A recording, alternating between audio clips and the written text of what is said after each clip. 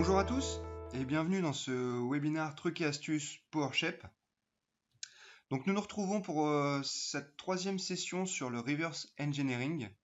Aujourd'hui, nous verrons plus précisément l'enroulement de surface. Donc vraiment l'aboutissement par rapport aux deux chapitres précédents que nous avions pu voir. Aujourd'hui focalisé sur l'extraction de forme gauche sur un fichier scanné.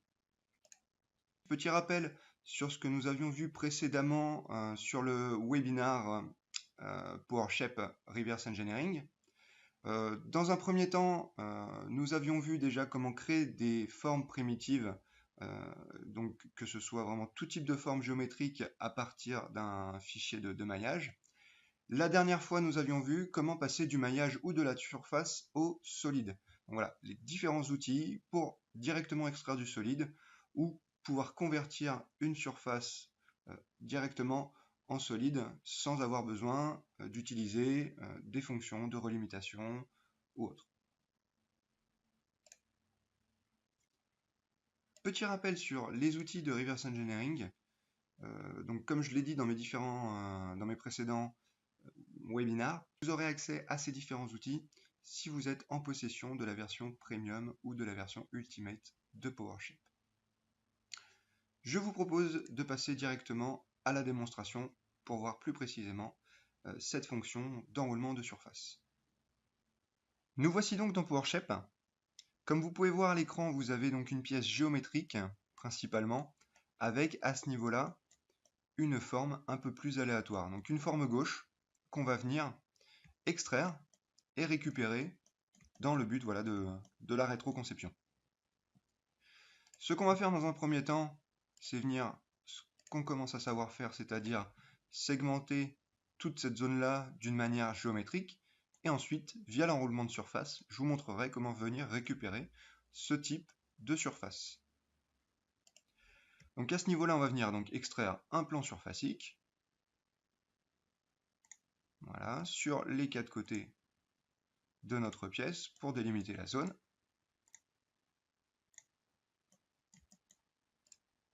Comme ceci. Et ensuite, ce que je vous propose, c'est, histoire de partir sur une base solide, venir extraire déjà un plan moyen qui va venir passer par toute cette zone-là. Voilà, à ce niveau-là, je viens sélectionner cette zone, ça m'extrait le plan moyen ici, que je valide. Voilà. Donc je pars là-dessus, qui est déjà une bonne base. Ce que je vais venir faire, c'est donc fermer, donc copier cette surface-là, venir la dupliquer et la descendre ici pour venir fermer mon solide.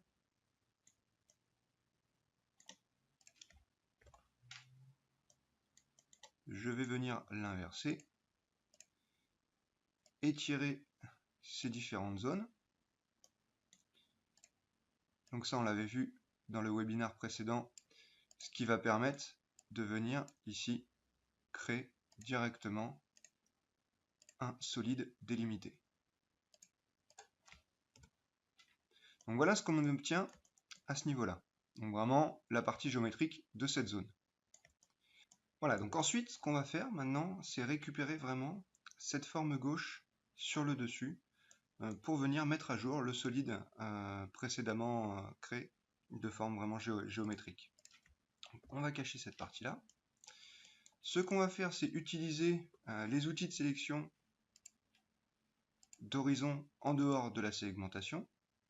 Donc là, on va pouvoir modifier l'angle à ce niveau-là pour récupérer un maximum de données. Voilà. Et on va venir couper notre maillage sur cette sélection. Comme ça, on va venir isoler vraiment que cette zone-là. Et en venant la sélectionner, on va pouvoir cliquer sur enveloppement de surface. Donc, qu'est-ce qu'on a dans l'enveloppement de surface? On a différentes possibilités. On a la possibilité de gérer donc, ces isoparamètres, donc les vecteurs U et les vecteurs V, de la surface que l'on va créer. Donc vraiment, on va pouvoir contrôler la densité d'isoparamètres. Et après, ce qu'on va pouvoir aussi contrôler, c'est l'angularité de la surface que l'on va créer. Donc si je génère un premier aperçu de cette matière-là, on voit que la surface est automatiquement scindée à ce niveau-là. Donc ce que je peux faire, c'est venir augmenter le nombre à ce niveau-là et mettre à jour l'aperçu. Ouais, vous voyez qu'on a une surface beaucoup plus dense à ce niveau-là. Donc qui va récupérer beaucoup plus d'informations. Ensuite, je peux venir modifier l'angle de ma surface. Donc en fonction de la direction du patch que je souhaite faire. Donc on voit que ici, par défaut, on n'avait pas d'angularité, on était à 0, et on était donc très bien. Donc je fais OK, et je vais venir maintenant réafficher mes éléments, cacher les fichiers STL, et ce que je vais faire, c'est remplacer ma face par une surface, qui est celle-ci, de cette manière-là.